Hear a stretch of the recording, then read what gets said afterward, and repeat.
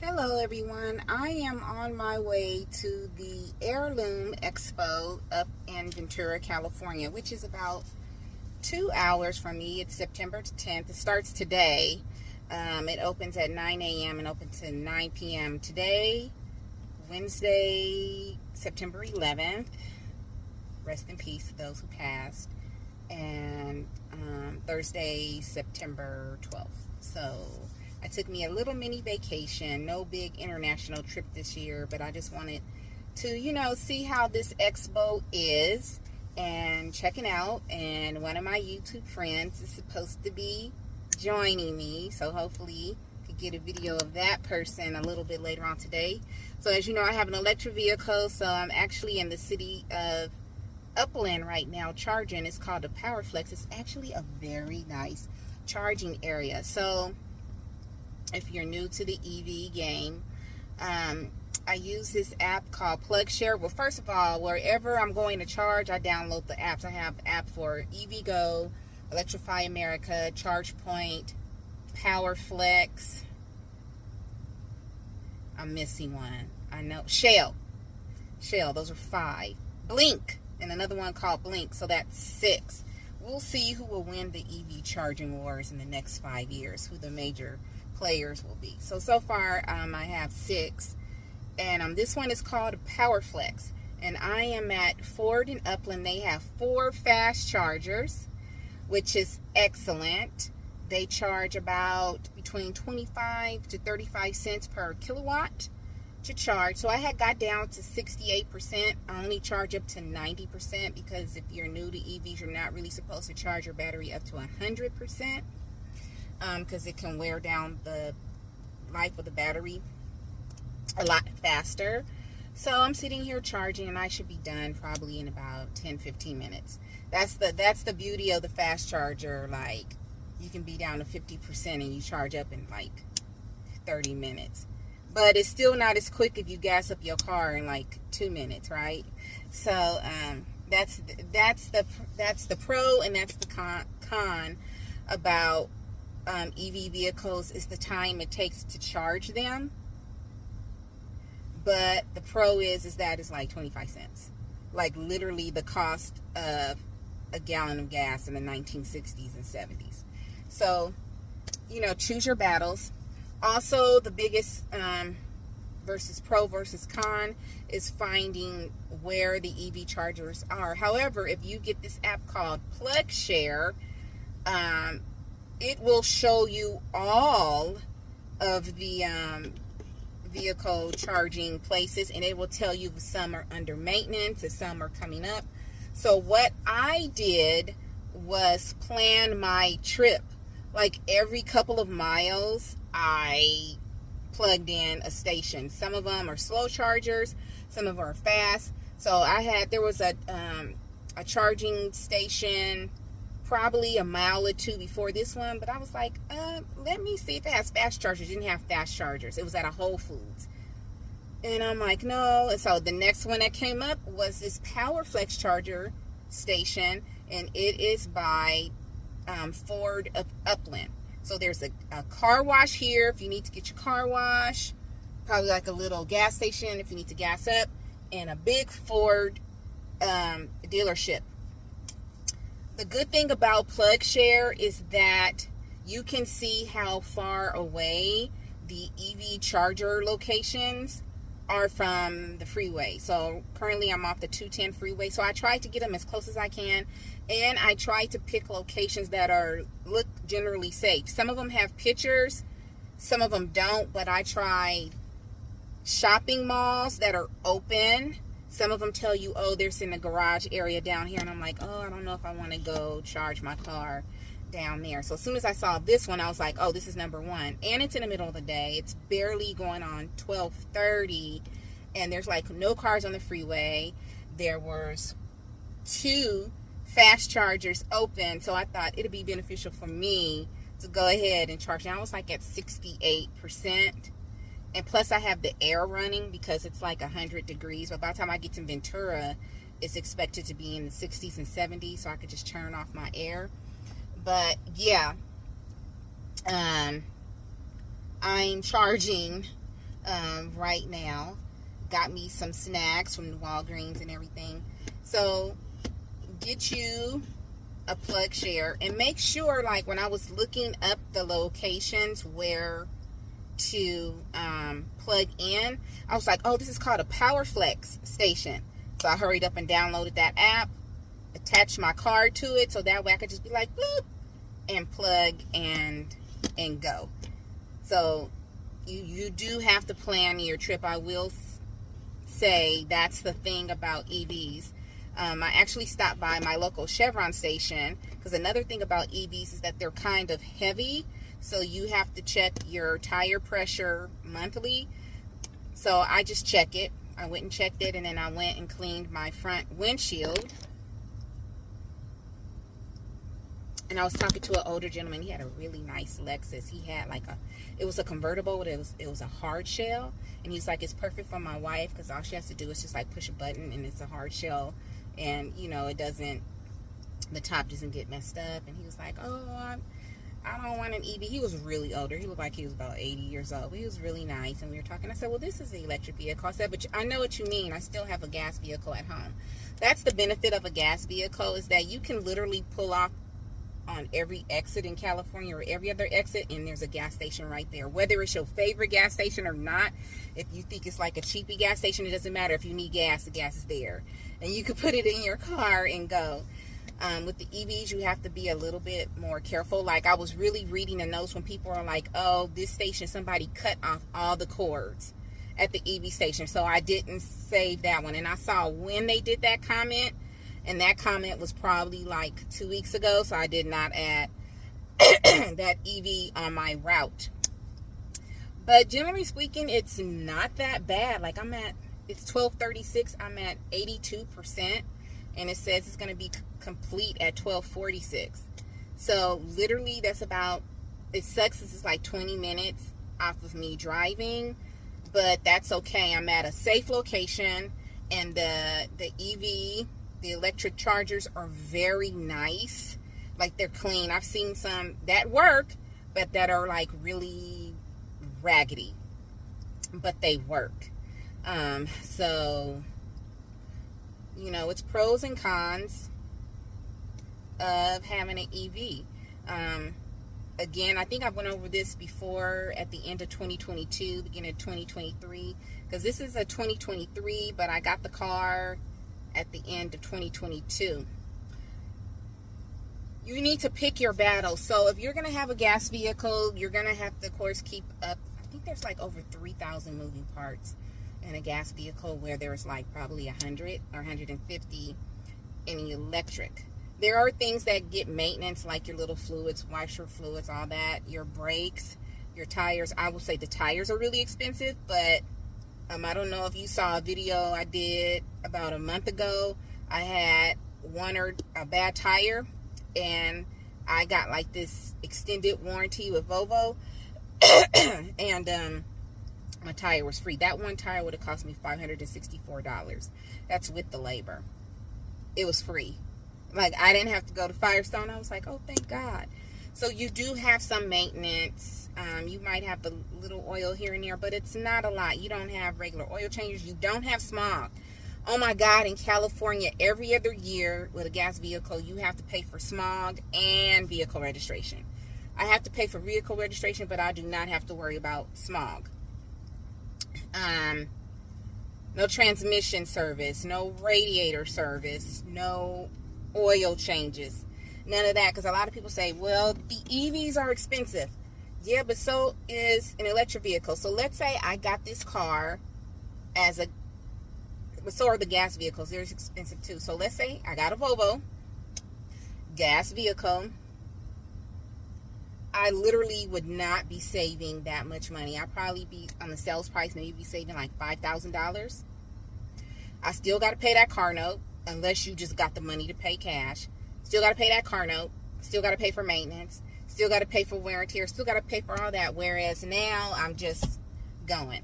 Like, I still have my Acura, but my Acura's in the shop, and I have a really decent mechanic. He's like, I'll just hold your car here and you just make payments. And my mechanic also told me, he said, Precious, we also work on EV, so when your warranty wears out on your electric vehicle, come here and I could work on a car. And I'm like, cool. I probably still would pay for an extended warranty for Volvo because it was just so freaking good. I was just like, I'm like Team Volvo right now. But you have to consider that, plus the price of gas. In California, gas is not cheap. I don't even really look at the gas prices anymore. But when I've been seeing, it's been like $4.59, $5 an hour. My Acura is a high-end vehicle.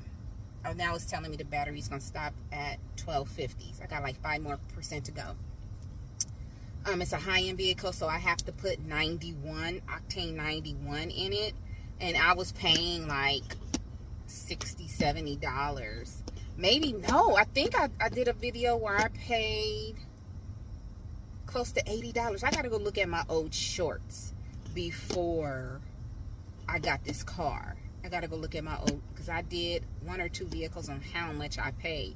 Because I would literally only get to half a tank and then I would fill up. I was paying a lot of money. It might have been $60, $70 just to get half a tank of gas. So, and you add that up, and let's say I'm filling up twice a week, right? I'm trying to think, because I was working for a city that was 30 minutes on the freeway, an hour on the streets. 20. I'm thinking right now, sorry. 20 to 40, 360, $500. $500 a month on gas. Not to mention oil changes every 3 months. I would have a coupon for the Acura dealership, be like $100. Then your transmission service and other stuff. It was just adding up. Let's say I just did general maintenance on the car plus gas. And not to mention, you'll be gone on the weekends, right? So I'll probably fill it up. We're going to say $600 to $700 a month on gas, plus your maintenance every 3 months. Let's just say oil changes or once a quarter. $400 once every quarter. Plus transmission service once a year.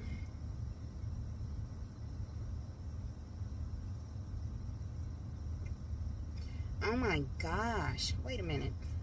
I had to pull out my calculator and calculate it.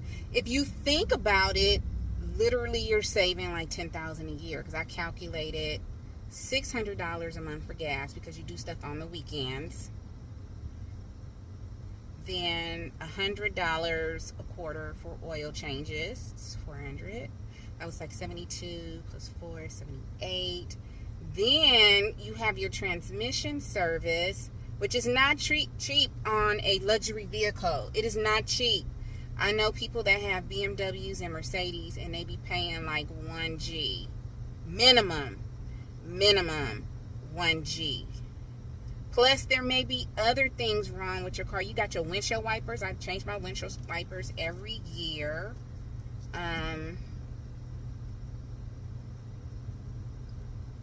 What if your battery needs to be serviced? Batteries are not cheap for luxury vehicles, even though there's only 2 places in America that make them. Yeah, just to let you know that little tidbit. There's only 2 manufacturers for all batteries in America. I found that out a couple of years ago. It's only 2 places that make batteries. They make different sizes, but they have, like, you can go to Walmart or you can go somewhere and it's the same freaking battery. They just, some of them have like a glass case, because in my Acura they said if this battery goes dead, then maybe you need to try a glass case battery. And they, what was the name? Les Schwab is the one that told me the truth. They said there's only 2 places that make batteries. I was like, I'll keep going to Les Schwab if there's an emergency, because they were straight up. It was like there's only 2 places that make batteries in America. So let you know that. And then if you have things like an alternator, like you're paying 10 grand a year plus your car note, and your car note will literally be the same of what I'm paying for my car note. plus 10 grand on top of that in insurance and stuff. So just think about it. I'm not trying to push EVs. I think everybody should have alternate transportation. Like, I think you should have a gas, I think you should have a hybrid or a hybrid plug-in, and I think you should have an EV. I think you need to have all. That's why I kept my old 14-year-old Acura that's fully gas in case I need it. That's why my mother still has her old Saturn Vue that is 20 years old and got less miles than my Acura because it's all gas. If I'm blessed enough to ever afford another car, because I'm not getting rid of this car neither, the next car note I will have will be probably a hybrid plug-in, like gas, but also you can plug it in. You need to have alternatives. I know it's hard. I'm looking at a Hyundai right now. I'm looking at a Hyundai Ion Q. And Kia has plug-ins. And then Chevy has plug-ins. I'm just saying, keep your options on. Just don't cut out electric vehicles. I chose a Volvo because it's safe. It's a good quality vehicle. Acura, Volvo, Lexus, or Acura, Honda, Toyota. My mechanic says stick with those. Stick with those. So yeah, well, my vehicle is done. It's 12:46. I gotta go. I'll be keeping you guys in the loop on what I'm doing. Bye. Hey everybody, I am in Glendale. It is 2 p.m. and I am at an Electrify America charging area. I'm in line. I think it's called Twin Oaks Shopping Center. It says it has 7 plugs, but I think a couple of them aren't working because there's a line. Well, there's always a line for Electrify America. But yeah, because I see something empty over there. And a woman had an Ion Q and she was parked really weird. She just drove off.